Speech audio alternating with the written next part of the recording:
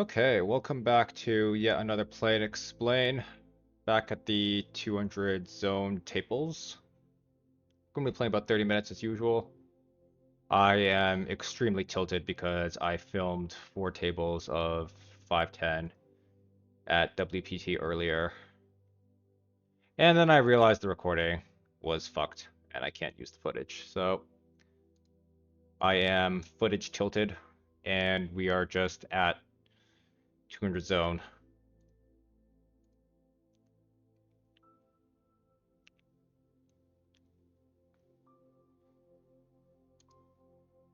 Yeah, honestly, I think I will just stick to zone from now on.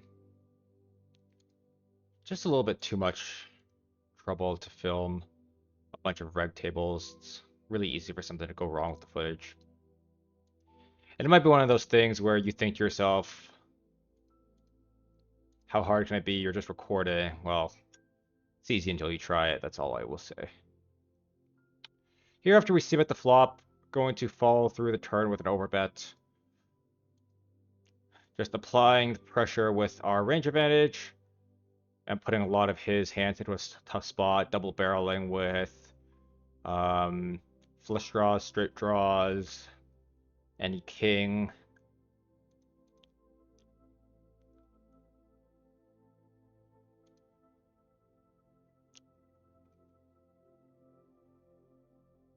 It's the middle of the afternoon, so I think the games will be a little bit tougher.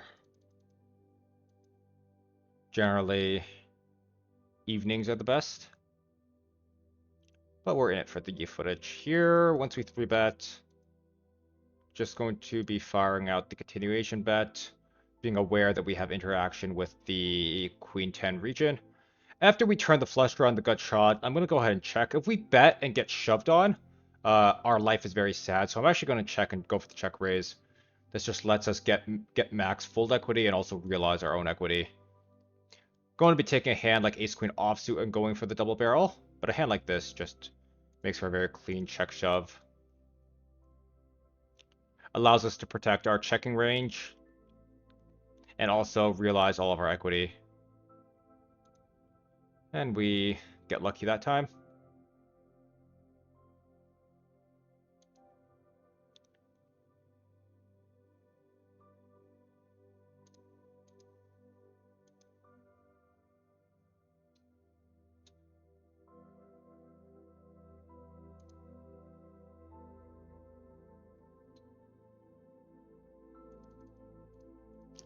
And go for the raise here with the king 10 off.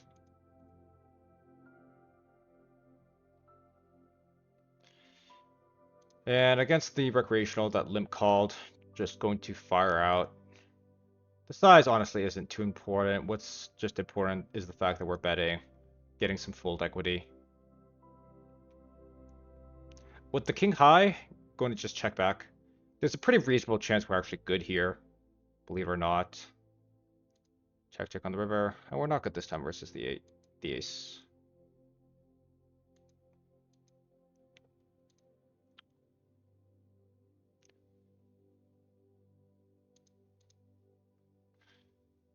Jack 10 will just be standard opening.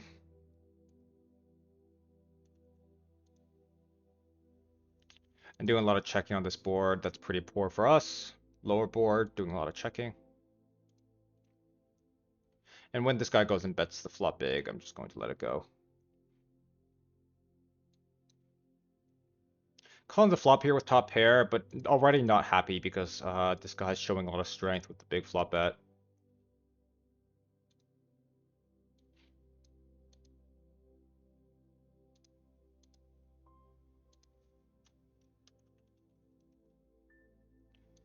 And if he double barrels here, I'm just going to fold.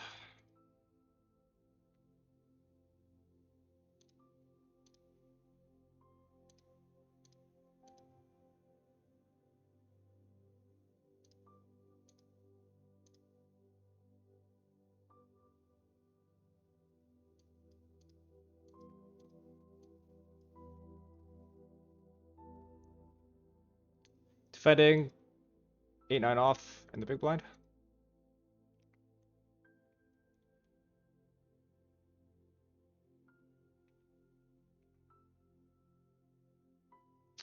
Pair on a gutter, not going anywhere just yet.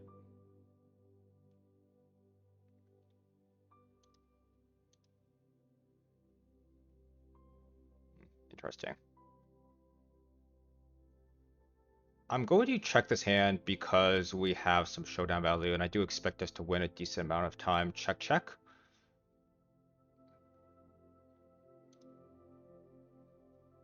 But potentially thinking about using that hand as a check raise bluff if he did go ahead and bet. Just the fact that the 7 is better for us, and he's very rarely going to have a 7.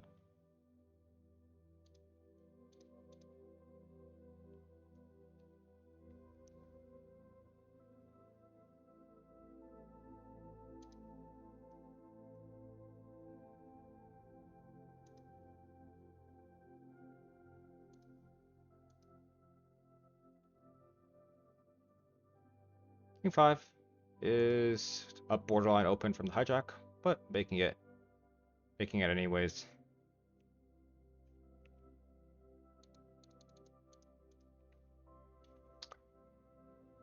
One thing I want to talk about today is the gambler's mentality when it comes to poker. I think there's too much culture or too much emphasis on just, especially among newer players or lower stakes players, about whether you're up or not. Because at the end of the day, it doesn't fucking matter if you're up or down the session.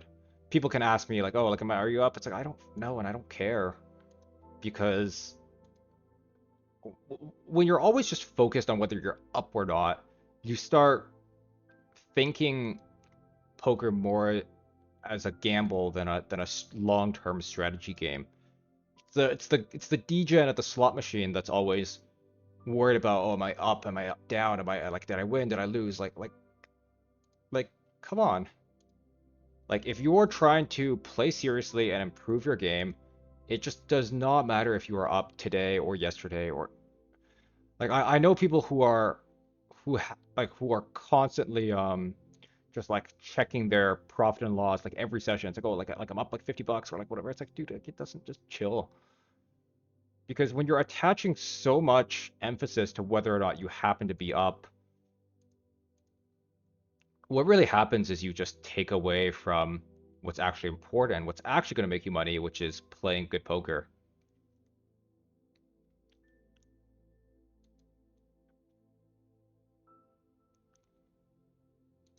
The fact that you're up or down this session just really, really, really does not matter. And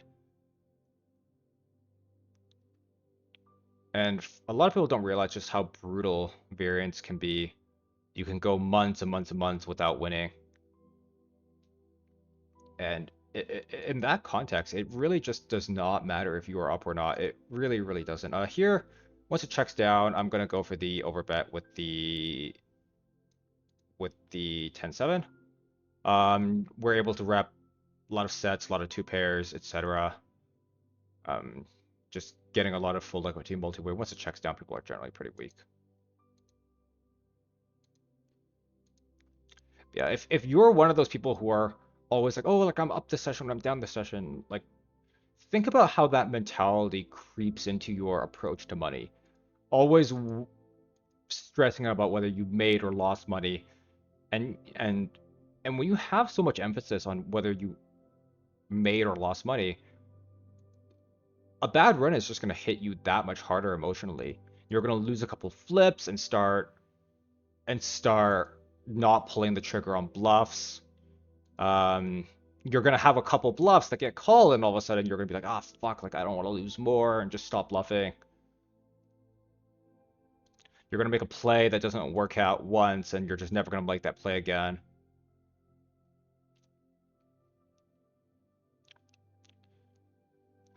Stressing out too much about whether you're up or down that session is just absolute brutality. You're not doing your mental game any favors, and quite frankly, you're just not doing your bottom line any favors. I don't care if I'm up or down. I'm these days I'm taking shots at what's effectively 50, 100 games, and yeah, like it's oftentimes I'm up or down 5 figures a session, and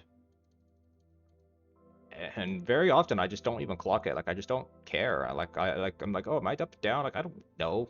Doesn't matter.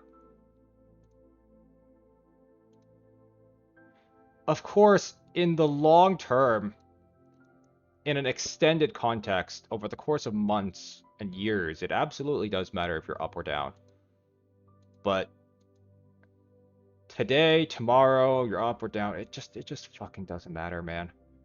And the more you internalize that, the more you're actually going to make money. People who don't internalize this just subconsciously end up treating poker as a gamble when it's not. It's a strategy game that happens to have a gambling element. It is not a slot machine. If you want to just gamble and degen, go play slots. There's a lot of gambling addicts in poker that kind of delude themselves into thinking that, oh, like because it's a strategy, there's a strategy element. I'm not just degenning. I'm just like doing something legit. And that could be true. But the more you're focused on the results of today, the more you're focused on the results of whether you win or lose the session, the the the less true that is, unfortunately. Here, after the turn goes check check, I'm going to go ahead and just shove the river. I know this might seem very, very, very spewy, but fundamentally, after the turn goes check check, he is very capped. He's capped at one pair, whereas we have the two pair advantage, we have the flush advantage, we have the boat advantage. He's very rarely going to check back any sort of substantial hand, which lets us kind of bluff the river. Here going for a bit of a thinner value bet, trying to get called by stuff like Queen 10, uh, Queen 10, whatever else. But we do get called by straight that time, which is fine. Cold 4-betting here with the King Queen suited. It will be, of course, folding to a jam. Happy if he folds, happy if he calls. Once we cold 4-bet and the board comes out ace high, we don't really have a choice except to just start bluffing. We just have too many ace king, ace queen combos, too many strong value hands to not bluff this hand. When this guy goes for the small check raise, not folding just yet. We are getting the odds that we need, especially with the gut shot and the backdoor royal draw.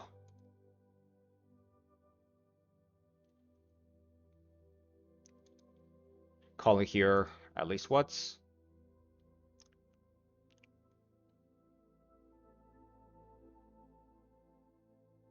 Not really sure what to make of this. I'm gonna peel again just for 10% pot, looking to bluff the river if he checks.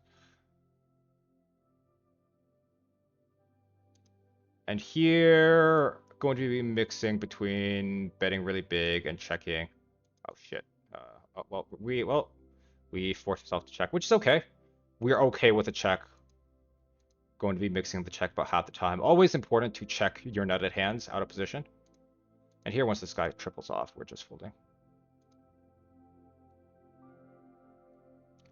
With the ace-10 there, checking and betting are both fine. It's unfortunate that we timed out, but nothing wrong with just putting a check there at all. Checking, of course, with the intention to check raise.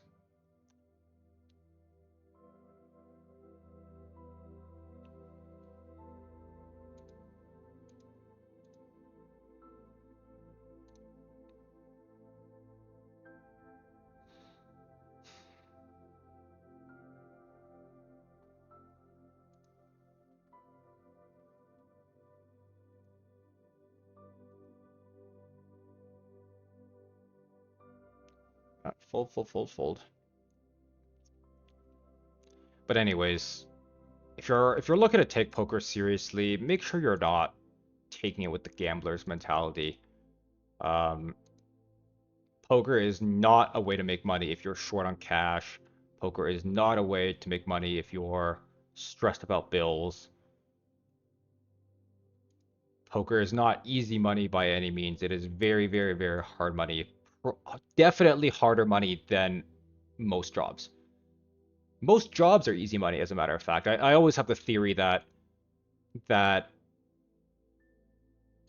people who have never been self-employed for a long period of time, they don't realize that, yeah, at a job, you basically just do nothing and you're paid thousands of dollars. Like the amount of money that you're paid compared to what you output at a job is quite frankly insignificant. Um, Here, once we bet the flop, going to continue overbetting the turn. I'm really just looking to go bet bet shove here with this hand. Our bluffs here would look like queen 9, 10-9, um, something with a 4, something like 5-4 of clubs. But yeah, just very easy shove here. Here, we're gonna peel 1 with the ace, although we're very, very not happy. But as I was saying, people who have never really been self-employed for the long term don't appreciate just how easy money jobs are. Um, yeah, at a job, you're basically just given one task. You do that task, and that's it. You do the task fine, and they just pay you money. A lot of people just like loaf off at their jobs all day, and this might be a controversial opinion, but I think anyone who's actually been self-employed for a long time watching this will understand what I mean. At a job, you're paid much less overall, but you're paid much more relative to what you produce.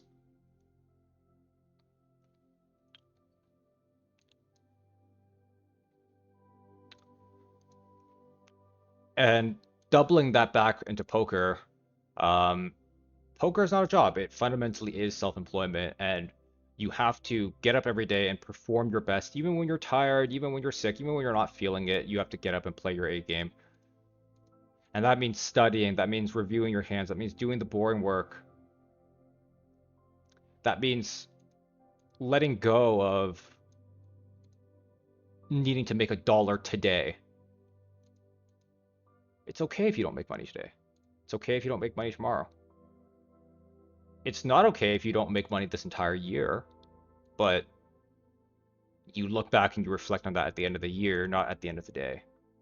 Here, once it goes check, check, check, check, just getting value with our king, going for a block size out of position. It's hard to make a bad block bet out of position, and when this guy min clicks at, don't really know what to make of this, just kind of flicking the call. Oh, just quads. Somehow man managed to extract the least amount of value possible, queens versus ace king. Yeah, don't be like that guy. But yeah, man, like for any of you watching this trying to get into poker because you hate your job or you think you're working too hard at your job, like, dude, you're gonna be working way more at poker, man. When I was first coming up in poker, it was during the pandemic. I would literally just wake up at like 9 a.m. every day and just like run Sims for half the day and then just like fucking play the other half of the day. And then I often wouldn't eat breakfast until 10 p.m. I came out of the pandemic probably having lost about 30 pounds. Yeah, there is no work-life balance, unfortunately. Here, once we bet the flop and get this ace turn, going to go for the block bet. Most of our range wants to block here. I could be wrong, but especially with this SPR, that really is just the case. And just following through here with the shove, just being okay if he calls us with an ace. He's supposed to call us with an ace, but we're trying to put him into a tough spot with hands worse than an ace. If he has an ace, so be it. That is fine. He is allowed to call us with an ace. We are not trying to get an ace to fold. We are trying to get hands worse than an ace to fold. And when he's sitting there with his pocket nines facing this line, he is going to be in a world of hurt. Here, going to peel again with the gutter. We beat all of his bluffs, having a nutted-ish ace high. I do expect them to shove the river a lot and for us to have to fold. But the times where he does check the river, we can bluff ourselves, and sometimes we will be good against his bluffs, but not on the turn at least. Now on the river, it's just a very easy fold. We're happier calling a hand like ace jack off there than we are calling a hand like pocket nines.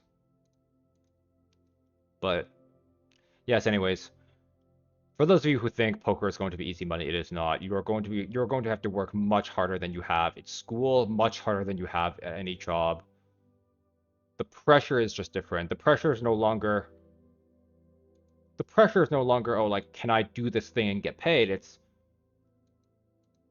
can I do this thing despite the fact that I might not get paid? I think here with the fives, we can probably just let it go. I, I think it might like call sometimes, but yeah, I don't know. That could potentially be an overfold.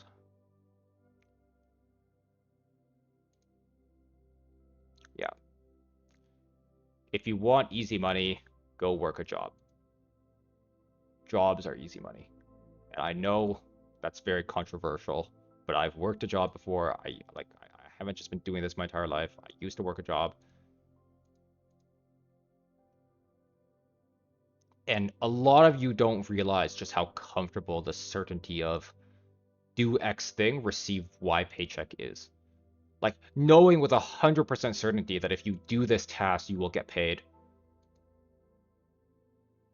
Most people don't realize how much they depend on that feeling until they don't have it.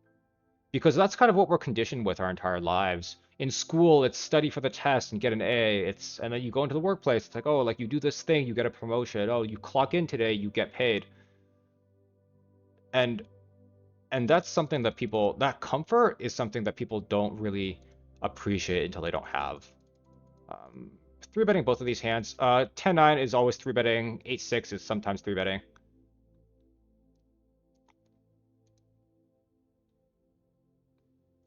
But yes, I'm not going to pretend that poker is for everyone. In fact, it isn't for most people. It takes a special kind of psycho to just be able to navigate all the uncertainty and just stay sane. This is really weird, getting cold called or getting called in two places. I don't know what to make of this, but but we're really happy to see the 993. Neither player should really have a 9. He shouldn't be called, like, under the gun shouldn't be calling a 9, and this guy shouldn't be cold calling a 9. So effectively, it's just like a brick board. That being said, on the turn here, there is a chance that our hand is best. I think it's a little bit too strong to double barrel. But we will be barreling hands like King Queen, Queen 10, Queen Jack, stuff like that.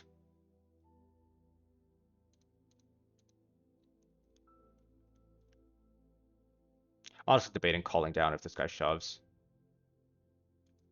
Yeah, I'm probably gonna call. Like he's repping a very, very, very narrow range here. Um, yeah, I don't really know what to make of this. Just gonna, yeah, and Jax is one of those narrow hands.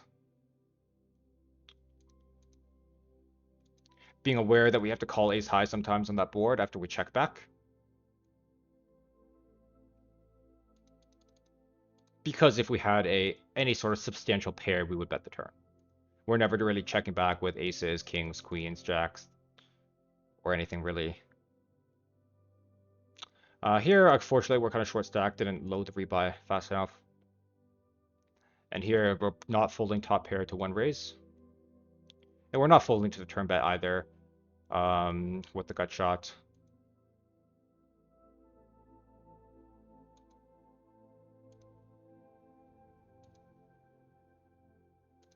Now we just never fold ever. If he has speed, he has speed.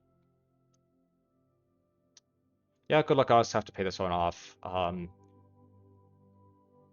If you're playing live, don't try this call. Live, you can just fold, but online players are aggressive, and online, you kind of just have to pay. And we run into the boat that time, and that's okay.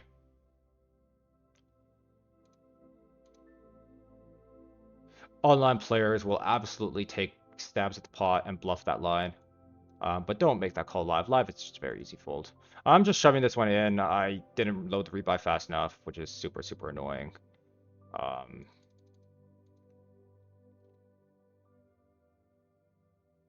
Fuck, I kind of forgot what happened here. Did we 3-bet? Yeah, I'm just going to assume that we 3-bet. I'm just going to assume that we 3-bet.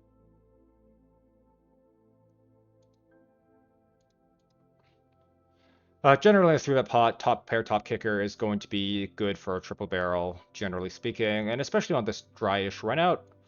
Just good enough to put it in. He has to call us with king jack, queen jack. He has to Yeah, it's just hard for him to have a better hand. If we shove and he shows up with pocket tens or pocket sevens, so be it.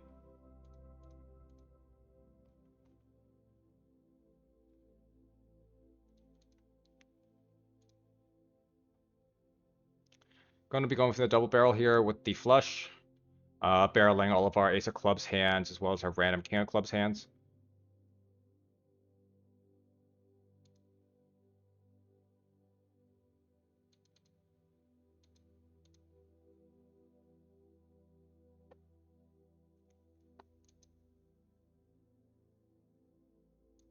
I'm sure I'm going to get a lot of comments talking about just roasting me for being like, oh, like, what do you mean jobs are easy money? Well, I don't know what to tell you. I've worked a job and I've done this, and working a job was much easier. The upside for doing this is much higher, mind you, but you have to distinguish between easier and higher upside. Like for the amount of effort you put in a job, you get more money, but you get more money overall doing something like this. So it's really the trade-off that you're making. And that isn't just poker, it's any sort of self-employment.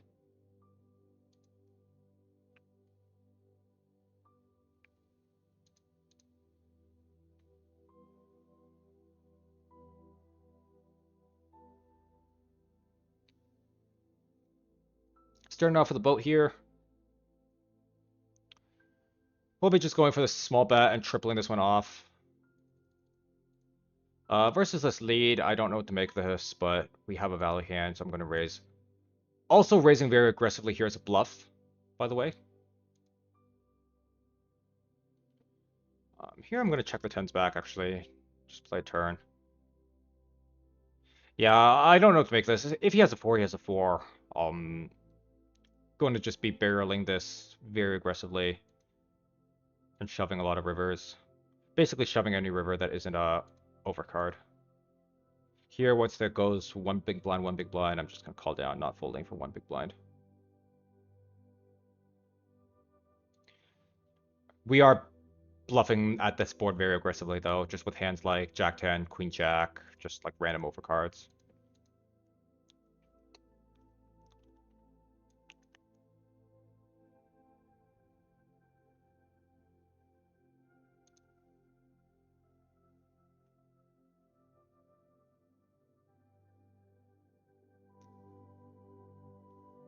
I'm going to play for another 5 minutes or so and then call it a day.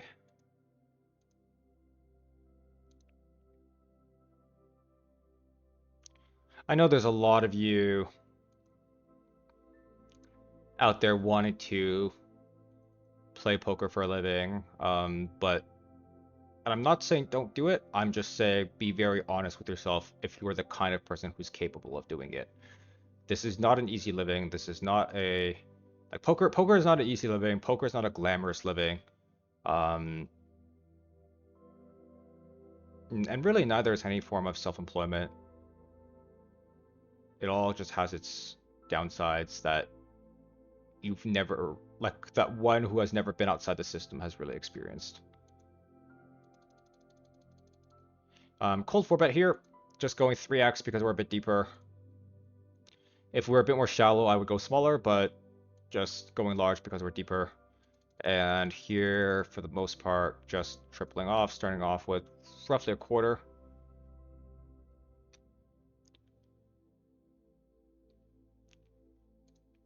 So on the turn here, this is just an obvious double barrel. The hands, we do have to check some good hands because we're out of position. So we would check hands like pocket jacks. And also would check hands like pocket queens. We're actually trying to bet the stronger overpairs more here and check the weaker ones more. And then once he raises, we just get it in. Unfortunate.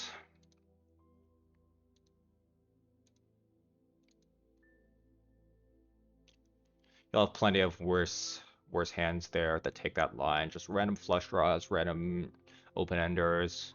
He even should take that line with weaker overpairs like queens.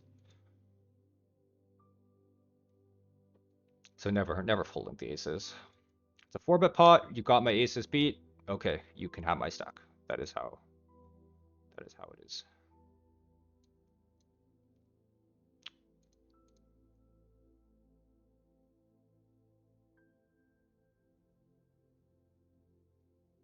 Okay, coming up on half an hour, so I'm gonna set out next big blind.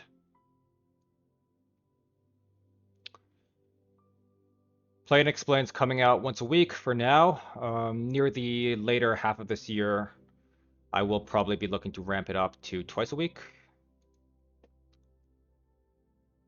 Here versus 3-bet, Queen 10 suited is just a clean call. Our bluffs come in the form our 4-bet bluffs will come in the form of stuff like um do we continue this? I'm gonna go for the small raise here actually. Just having 2 overcards, potential backdoor straight draw. Most people c-bet here a little bit too much. And the consequence of c-betting too much is that they will potentially overfold to a small raise. Once we get jammed on, obviously just very, very easy fold. We don't want to take this line with any hand that we don't want to take this line as a bluff with any hand that we're unhappy getting jammed on. So if we had Queen 10 with backdoor straight draw plus backdoor flush draw, I would probably just be looking to call because if we raise and get jammed on, it's just kind of sad. But Queen 10 of hearts there, just, yeah, like not upset that we get jammed on at all. But anyways, thank you for tuning in. I will see you guys next week.